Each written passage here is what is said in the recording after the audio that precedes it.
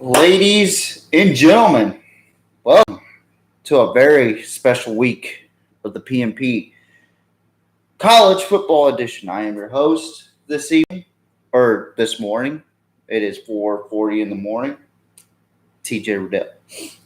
Now, I wanted to do this last night, but I was freaking exhausted, and man, I didn't get much sleep because I'm pretty excited to see what's going to go down today. So I'll be on the road today. Get to my destination, which y'all find out in a vlog that I'll be posting for the PMP, where I'm at. And some of the fans might know where I'm at. But yeah, so I just wanted to get this stream out real quick before the games actually get started. But let's talk about last week first. We'll start off with what happened in Austin. I mean, I watched Texas football all the time, and I got to say this was a kind of a sloppy game, sloppy first half for Texas, both offensively and defensively, and a little bit of the second half too. I mean, just giving up big plays for whatever reason, like the DBs were playing like they were playing under Tom Herman. And I mean, I get it. Xavier Hutchinson is a incredible athlete. He is a incredible player, and I gotta say, Iowa State does have the number one defense in the Big 12, but Quinn Ewers, man, he played sloppy even though he didn't throw a pick. He almost screwed up with a with the pass. Very confusing play, but Texas ultimately gets the dub, 24-21 on a controversial play for Iowa State, but a non-controversial. I say it's non-controversial because they wanted a targeting call. It was not targeting, and if you thought that was targeting, you're an idiot. Next game, what I thought was going to be a much closer game, but ended up being a close game in the first half. But then Michigan just took everything away from the Penn State offense. Penn State didn't even score but 3 points in the third quarter to make it a 41-17 victory for Michigan. And I gotta say, if I'm Penn State right now, I wanna try to focus on the run more to help out Sean Clifford. I mean, 7 for 19, 120 yards ain't gonna cut it. And Tinsley seemed to be the only guy that was doing anything on offense. J.J. McCarthy, even though 17 for 24, he only had 145 passing yards and one touchdown. But I got to say, Michigan's run game is spectacular, and I'm glad to see Coach Hart's back on his feet.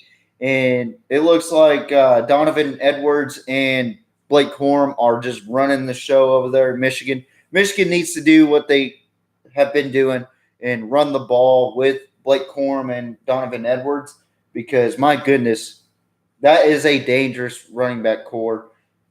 It's pretty debatable on who's the best running back core in college football right now. But I got to say, Blake Corum and Donovan Edwards look pretty dang good. And also Michigan's defense in the second half, good grief. What did I say last week? Michigan's defense, or Michigan is a second half team. So great win for the Wolverines. A bounce back for Penn State is in order, though, if they want to stay within the college football playoff or to be in the Big Ten title race. They need to beat Ohio State and have Ohio State beat Michigan. But they got to have a convincing win over Ohio State, which is pretty hard to do. So we'll see how that goes. Next game I'm going to be talking about is a team that I was kind of disappointed, but at the same time, I didn't expect much out of Ole Miss taking on Auburn.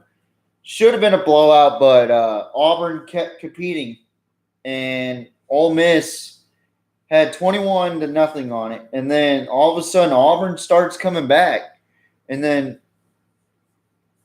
Quinston Judkins gets a reception for a 7-yard touchdown from Jackson Dart, 28-14, and then they go in the half 28-17, and then it goes back and forth a little bit up until 6:40 left to play. Then Ole Miss scores 38 points, and then Robbie Ashford gets an 11-yard run for the Auburn Tigers, and then Jonathan Cruz kicks a 42-yard field goal. Then Anders Carlson kicks a 28-yard field goal, and then Quinshawn Judkins again 41-yard touchdown. That has been the focal point for Ole Miss is Judkins running the ball. I mean, kid is spectacular. 25 carries, 139 yards, 2 touchdowns. But I think they're going to have trouble in this next game, and I'll explain why when we get to week 9. But I got to say, this game should have been a blowout, but I think Ole Miss's defense did get exposed there.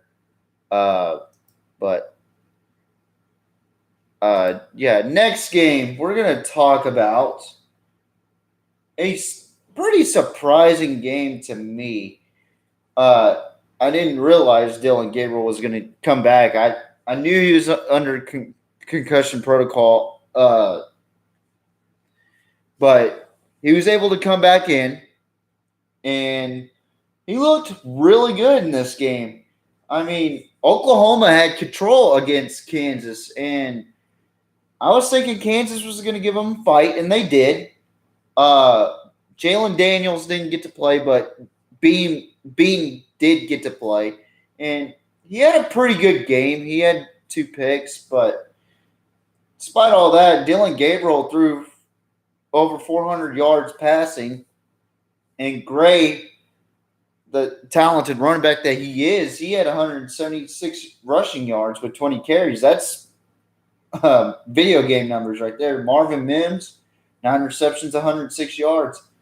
The game against Texas, they couldn't give him the ball whatsoever, and Texas pretty much controlled that offense. But with Dylan Gabriel, it seems like Oklahoma is complete, and they're like a mechanical machine. They can move, they can run the ball, they can throw the ball. I mean, they look good, but you got to give it to Kansas. Though I mean, they brought the fight, even though they were down 28 or 35-14. Then they started coming back a little bit, and then Oklahoma pretty much just ran away with it. So 52-42. I mean, hats off to Kansas for a spectacular year so far for the Jayhawks.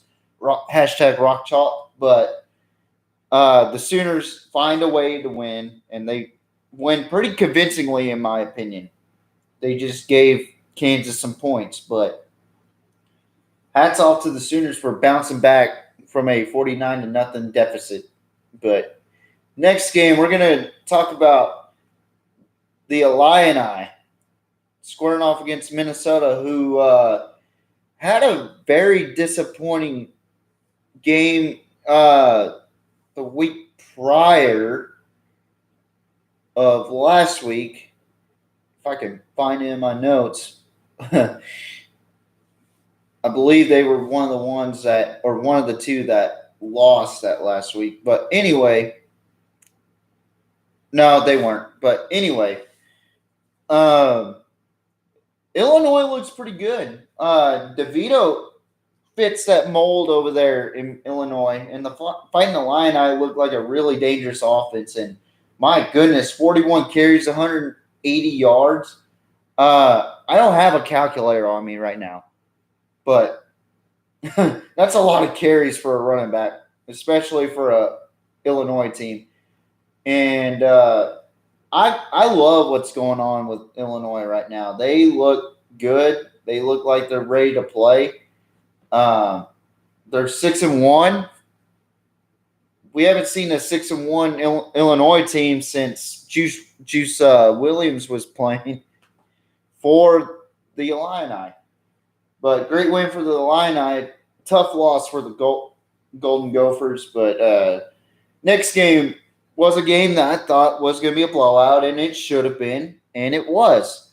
The number one team in the country, Georgia Bulldogs, squaring off against Vanderbilt, who really made a shocking 3-0 start. Now they're they're losing 4 straight, and I gotta say this was an easy win for Georgia. Stetson Bennett. This was a warm-up game for Stetson Bennett. 24 for 30. I mean, good grief. Enough said about that game. Next game was a SEC possibly title, possibly playoff implicated matchup. Got the number 3 Alabama Crimson Tide squaring off against the number 6 Tennessee Volunteers. Tennessee started off really strong against this Alabama team. I said that Alabama was going to have trouble with Hendon Hooker and those receivers from Tennessee, Brew McCoy and Hyatt. Alabama gave them a 21-7 start in the first quarter. Then Alabama got a field goal. Then Tennessee got a touchdown off of that. So 28-10 was the furthest deficit thus far in this game. Then Alabama started to come back with a touchdown from Bryce Young to Ja'Cory Brooks.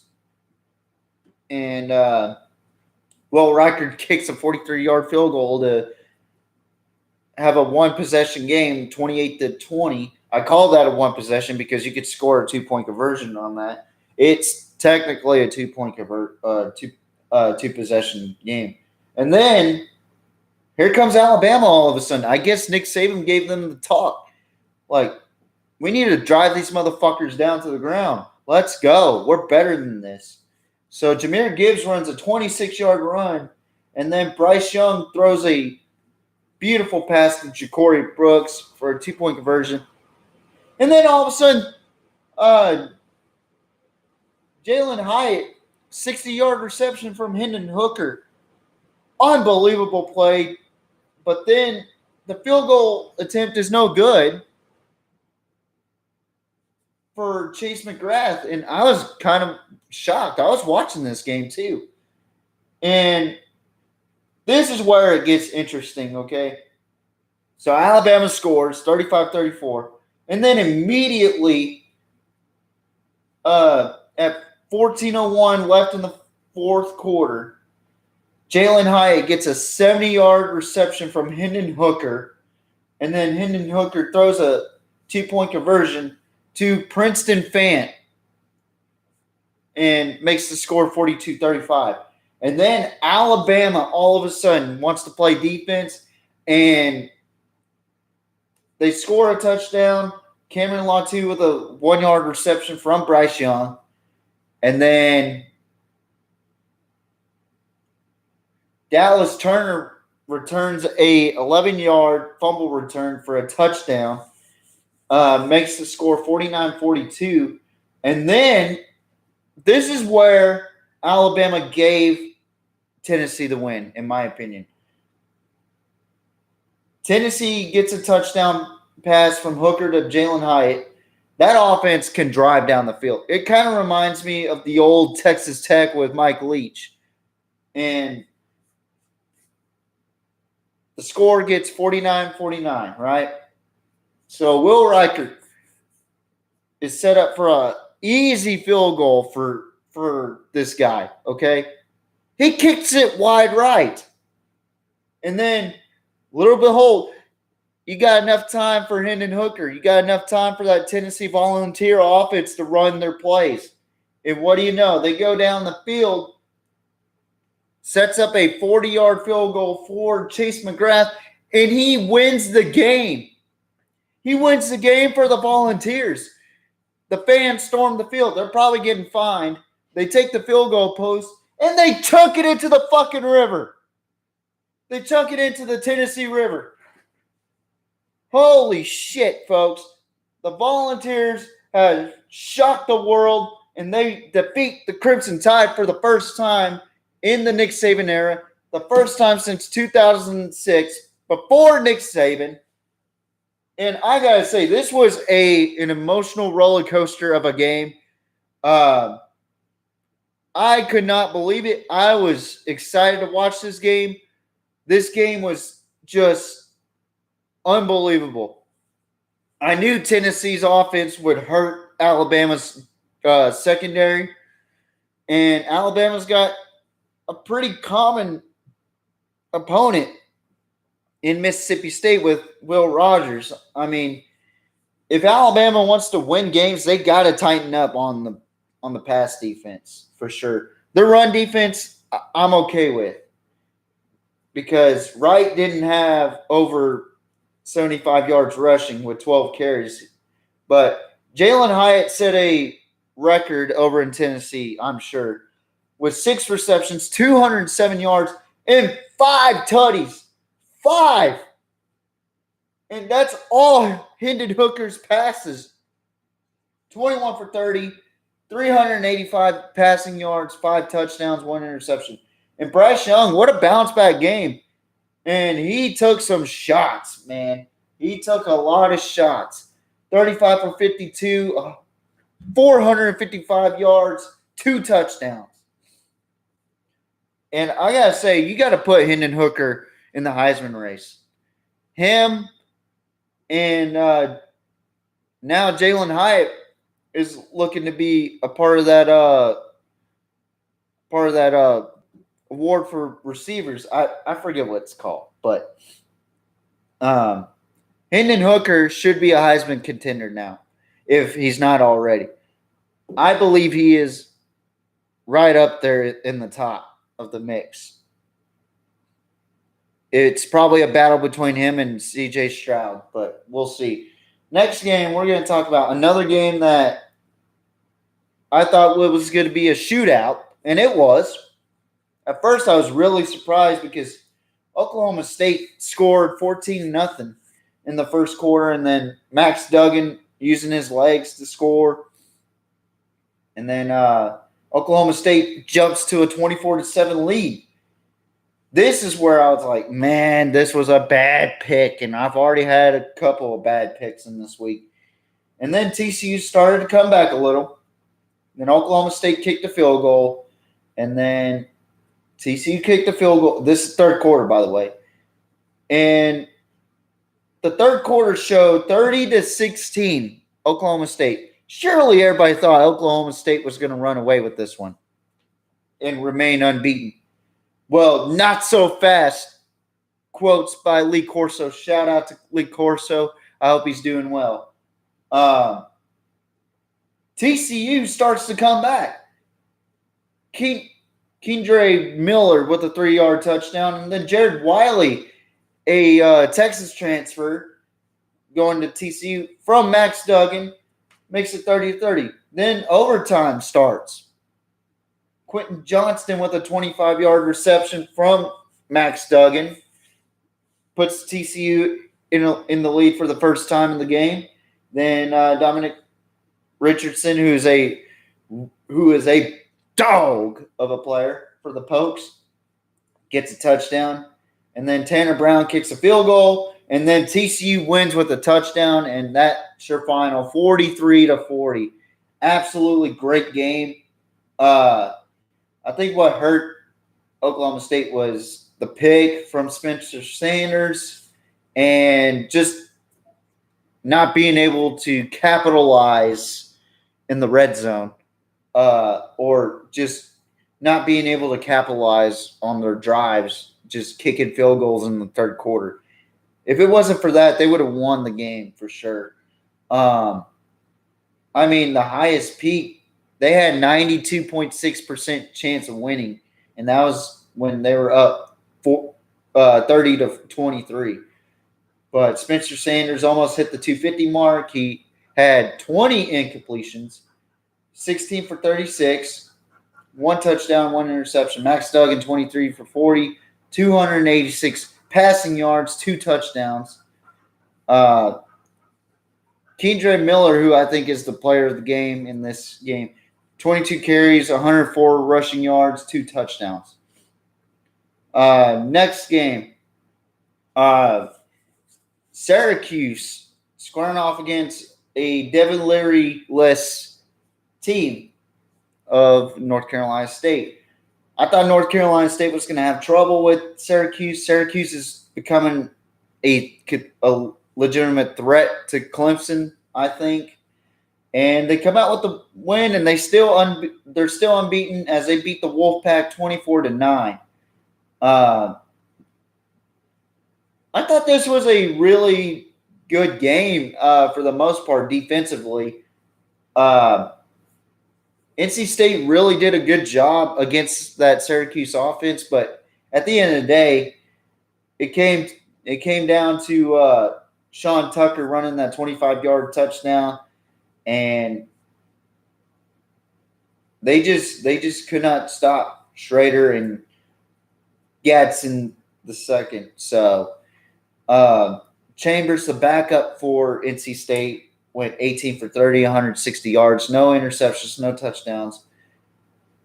As a matter of fact, NC State did not have a touchdown, so they couldn't get anything done offensively. So hats off to Syracuse this season. Next game was a shocker for me. 45-38, the James Madison Dukes have finally fallen. So, okay, I understand the rule now. Why a team like James Madison, who's just coming on to the FBS level, should not compete in a postseason. Even though I really disagree with it, because they think these schools are coming up to the FBS level are not going to be good. Like North Dakota State, they might be a team that's coming up to the FBS level soon. Same Houston State, South Dakota State. You never know with these schools because college football is expanding a little bit. But James Madison came in undefeated, 5-0, facing a 3-3 Georgia Southern team that really didn't impress me a whole lot. So what ended up happening was James Madison was up 14-0, and then Georgia Southern strikes back with a 14-14 tie. They go into the half 17-14, James Madison on top. And then the third quarter, Georgia Southern really just took on James Madison after being down by 10 and really just had an impressive win over the Dukes. And they were down 38-37, and then they scored with 1:10 left. So really, it was a back-and-forth type of game. Cantillo, he had 468 passing yards, 2 touchdowns, but he had 3 interceptions. That's what's going to hurt you. This defense will hurt you. Ventris, he had 578 yards, almost 600 yards against this Duke's defense. The run defense was good, but the pass defense was garbo for James Madison. So hats off to the Eagles winning against James Madison. Next game we got on tap. We got Clemson, number 4, squaring off against Florida State in a ACC matchup where we thought this was going to be a close game. It wasn't close up until the fourth quarter where Florida State started to come back a little bit, and Jordan Travis really felt himself in this game and threw 42 attempts for 24 completions, 254 passing yards, 2 touchdowns, and DJU doing DJU things right now. 15 for 23, 203 yards, 3 touchdowns. So no quarterback had any mistakes. Will Shipley had a great game as usual. He is possibly the workhorse of this Clemson Tiger team. My worry is Clemson's defense in the fourth quarter. They play 3 quarters, but they don't play the fourth quarter apparently because Florida State almost beat them, and this will be the 7th straight win for Clemson. And they got a tough task against Syracuse next week, at Syracuse to be exact. But next game, or I'm sorry, they play at Death Valley, so a better chance. Next game was a very disappointing game for me to watch. Mississippi State squaring off against Kentucky, and I think Kentucky's got a really good running back in their hands, Chris Rodriguez. This is his second game back since his suspension, and my goodness, he almost blew up to 200 yards rushing against this Bulldog defense. And a very good balanced attack by Kentucky and Mark Stoops, and great defensive showing for the Wildcats against the Bulldogs, and being able to hold Will Rogers and that dangerous passing offense. And the run game wasn't there for Mississippi State. Mike Leach wasn't too happy about the game, obviously. So hats off to Mark Stoops and the Wildcats bouncing back after back-to-back losses. So we'll see how Kentucky does in the next couple weeks. I mean, they're going to be off for a little bit, so we'll see what happens. And final game to talk about. Boy, was this a good game. And I'm happy for this team winning this game. I did pick against them, but Utah winning 43-42 in a pretty much last-minute game or last-minute touchdown for Cam Rising and the Utes of Utah. Cameron Rising runs it in for a touchdown, and my goodness, he had a hell of a game.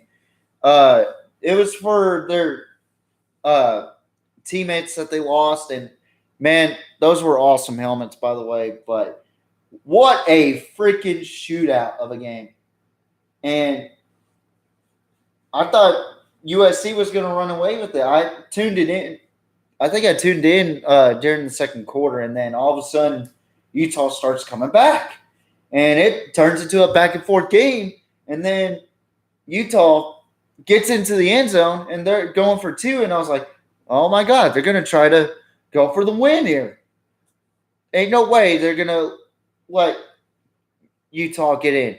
Sure enough, Cameron Rising gets in with 48 seconds left. Holy shit, folks. What a game that was. And hats off to the Utes of Utah pulling away with this victory in a crushing defeat and first loss for Lincoln Riley and the USC Trojans. Hell of a game, though. Hell of a game. My biggest worry was USC's defense against Utah, but I thought USC would have the offense to counterbalance that, but it seemed like Utah was motivated and they wanted to stick around, and they did, and my goodness, what a game.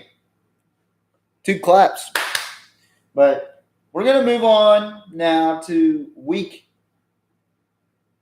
8 for I don't know why I said week 8 recap, but that was week 7. Now it's week 9 or week 8 predictions. I'm sorry. I'm all over the place this morning. But we're going to start off with predictions. I'm going to make this short and sweet. I was supposed to make this within 30 minutes. So we're going to watch the Cincinnati Bearcats, ranked 21st, going against SMU, who's been in the funk lately. I'm going to pick the Cincinnati Bearcats. I think they got a better team this year than SMU. I just think that SMU's really struggling right now, and I hope they get better in this game.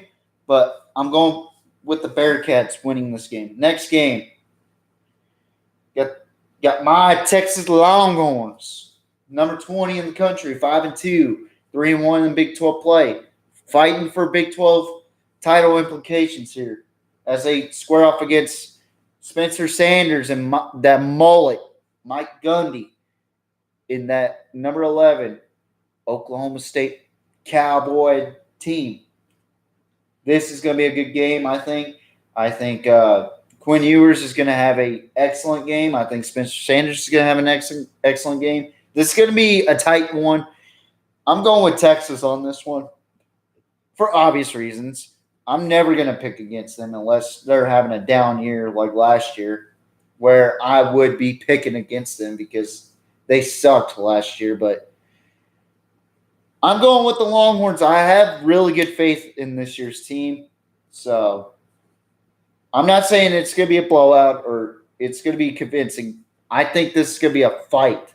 It is always a fight between Texas and Oklahoma State. So Texas is my pick. Next game, not so much of a fight. Number 2, Ohio State taking on Iowa. I think this is going to come down to Ohio State's defense. How good is Ohio State's defense? And how bad is Iowa's offense? Iowa's defense, I have nothing to worry about. I think they're going to play a good game against Ohio State's offense. It's just a matter of time of possession. And I think Ohio State's going to win that battle because Ohio State's defense is going to hurt that Iowa offense. And I'm going with the Buckeyes big in this game. Next game, UT Martin at the University of Tennessee Volunteers, who's ranked number 3 in the country right now. I'm going with number 3 Tennessee. Easy pick on this one. Now, this game was close to being the game of the week for the PMP College Edition. But I got to say, man, I really do think the hype is real for both teams. It's going to be a close game, I think. But I just think the talent on Clemson's side is better this season. I think that Clemson's offense is really hitting its stride.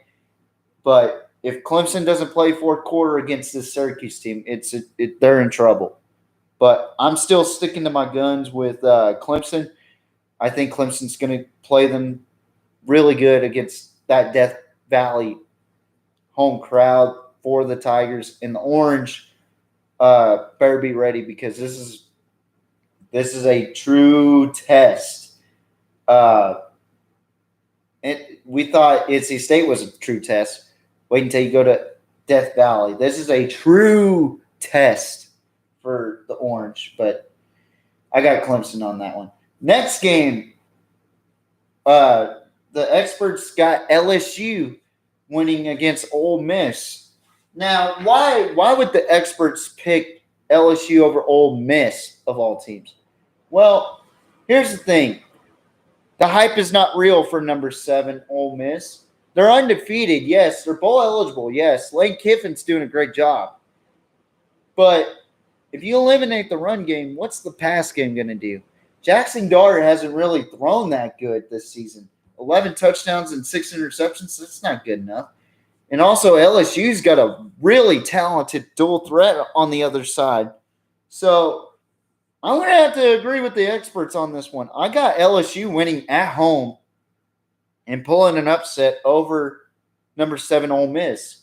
Now, if Ole Miss can be able to run the ball against this Tigers defense, then you might consider Ole Miss as a threat to Alabama, even though Alabama already lost a game in the SEC. Next game, this one I think should be game of the week, but it's not quite there to the game of the week that I got. Number 9 UCLA traveling to Eugene, Oregon to take on the number 10 Oregon Ducks. Another big implicated title game for the Pac-12 as the Bruins take on the Ducks. Could be a potential Pac-12 championship game. Both teams are really hitting their stride. Pretty evenly matched, in my opinion. Offensively, Oregon's got the edge by 5 or 7 yards. Defensively, UCLA's got the edge as far as the pass defense goes. Run defense, it's pretty much identical. This is going to be a close game. But I think DTR is the more experienced quarterback compared to Bo Nix once it comes to Pac-12 play. I think this UCLA offense is incredible to watch. I got UCLA winning in Eugene. Next game, Boston College, 2-4, traveling to number 13, 5-1, Wake Forest. Now, the Demon Deacons are a good offense. What about defense? Well, they're not going to have to worry about Boston College, I think. I think they're going to have a field day with Boston College in today's game. And I'm going with the Demon Deacons in this game. Next game, number 25, Tulane, hosting the Memphis Tigers. 4-3, Memphis squaring off against number 25, 6-1, bowl eligible, Tulane Green Wave, former SEC team, by the way. To me, this is an easier pick. I have Tulane winning this game.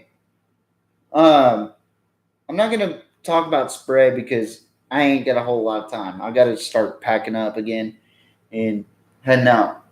But I got the Green Wave winning this game. I think they're going to control that offense that Memphis has, that high-powered passing offense that Memphis has. But Tulane, they are a physical defense. I've seen it against Houston. I've seen it against Kansas State. But this is probably the best offense that they'll play thus far. So I got Tulane winning this game. Next game is a SEC West showdown. SEC West championship implication right here. Number 24, Mississippi State Bulldogs taking on the number 6 Alabama Crimson Tide. Nick Saban taking on Mike Leach, my favorite coach of all time, honestly. I can honestly say that. But I think Alabama is going to learn from the Tennessee loss, and I think Alabama is going to beat Mississippi State in this game. One thing I will say, though, is I think Mike Leach is going to tear into that team this week after that humiliating loss. I say it's humiliating because they should have blown out Kentucky, in my opinion. I think everybody else is saying that. I think everybody else is saying they should have blown out Kentucky. But I'm going with the Crimson Tide. I don't think it's going to be as bad as last season, but I think it's going to be enough to where it's convincing for Alabama to get back into the top 4.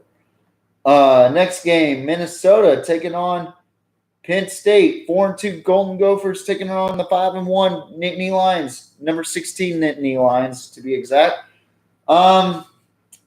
This is going to be an interesting, slow starting game, and it's going to be a low-scoring game, but I'm going to go with the number 16 Penn State Nittany Lions. I just think the talent's too much for Golden Gophers. It's going to be just like the Illinois game, but I got the Nittany Lions winning.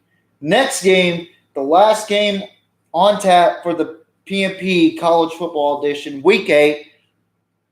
I got number 17, Kansas State Wildcats, 5-1 and 3-0 in Big 12 play. Traveling to that tough stadium in Amy G. Carter Stadium in Fort Worth, Texas, to take on the number 8 and undefeated, undisputed, unbeaten, 6-0, 3-0 in Big 12 play, TCU Horned Frogs. And this is a Big 12 title implicated matchup. This is going to be a tough matchup. Both have really good quarterbacks. Adrian Martinez, a transfer out of Nebraska. Scott Frost is probably kicking himself in the rear end. And then Max Duggan, who started out as a backup, who started for TCU for pretty much his whole career, but now has really elevated his game this year and has only thrown one pick. Adrian Martinez has only thrown 4 touchdowns, but no turnovers. Deuce Vaughn is a menace to society. Quentin Johnston has been a electrifying player for TCU. I think this is going to be a tough matchup for both defenses, mainly on the run for TCU and for Kansas State, that passing offense and being able to neutralize Max Duggan. So I got TCU winning this game. This is going to be a close matchup, folks, and TCU will end up on top in this game, I think, and the experts think so as well. But that's a wrap for today's college football PMP Week 7 recap and Week 8 predictions. I will go ahead and edit it. I am still trying to wake up, folks, because I got a drive ahead of me, and I know it says week 8, week 9. Y'all are probably worried about me, which y'all should, because I am still waking up, But anyway, this is going to be a great weekend of football. Conference title implications are on the line. Big 12, Pac-12, and SEC, as you all know. This is going to be a great game. This is going to be a great day of college football. And I wanted to do this last night when I got home from my deer lease, but I was too tired and I kept crashing, and I ended up tossing and turning last night because I was too excited to talk about this and to be on the road here today. So I'm going to go ahead and end this. I'm going to make my adjustments on here, and then I'm going to get to packing and I'm going to hit the road because I got to be there at a certain time. And I will be doing a vlog. So thank you for those that watched this podcast here tonight. I don't have the music on because it's too early in the morning and I don't want to piss anybody off. I know it's Saturday. Who gives a shit? Nobody wants to be up on a Saturday. I don't want to be up right now on a Saturday, but I got stuff to do. So thank you for watching. And we are the cream of the crop of all college football talk and NFL talk and any kind of football talk. If you want to be realistic, we are the PMP. Thank you for watching tonight, and God bless y'all. Thank y'all.